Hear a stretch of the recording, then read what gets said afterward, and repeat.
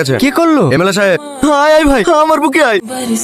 আমার নুপুরকে আমার কাছ থেকে কেড়ে নিলে এখানে নাটক করতে এসছে। আপনি কি ভাবছেন আপনি আমাকে জেল থেকে জামিন দিলেন বলি আপনার ভাইকে আমি ছেড়ে দেবো?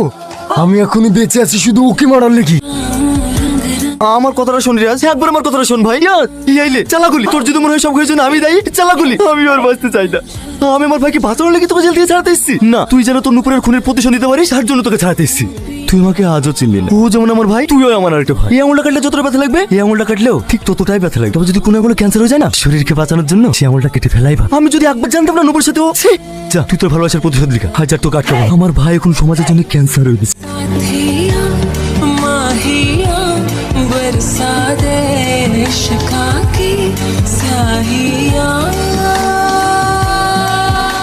দাদা, ওই শালা রিয়াজ ভাইজানকে ঘরে ঢুকে গুলি করে মেরেছে।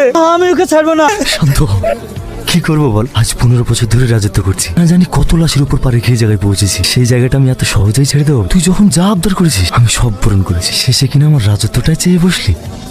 টেলা চামচা খুব উঠছিল, ডানা সাইটে দিয়েছি। দাদার ডাইন হাত। নমিনেশনের ডেট কবে রে? সামনের মাসে 10 তারিখে। 10 তারিখে? এই সুযোগের অপেক্ষাতেই তো ছিলাম। আমার কাগজপাতিগুলো রেডি করে রাখিস, এবার ইলেকশন আমি দাঁড়াবো। আর দাদা? দাদা তো 15 বছর রাজত্ব করলো, আমি কি সারা জীবন দাদার গোলামি করে যাব নাকি? আমিও কদিন রাজত্ব করি।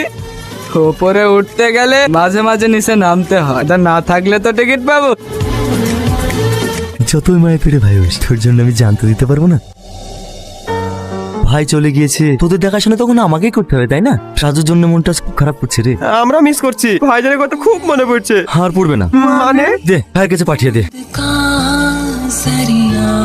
তুই আমাদের বাড়িতে কি করতেছিস? আমার বুক খালি করে তুই জান বেটে নে। বেড়া বাড়ি থেকে বেড়া। এই তো 10 দিন হয়নি নুপুরকে খুন করা। দেখতে পাচ্ছ না বাইরে ঘুরে ঘুরে বেড়াইছে। এতে শাইন বলে কিছু আছে নাকি? বিশেষ করে আমি নুপুরকে খুন করিনি। আমার তো তোর ওই নোংরা মুখ আমার মেয়ের নাম করবি নি।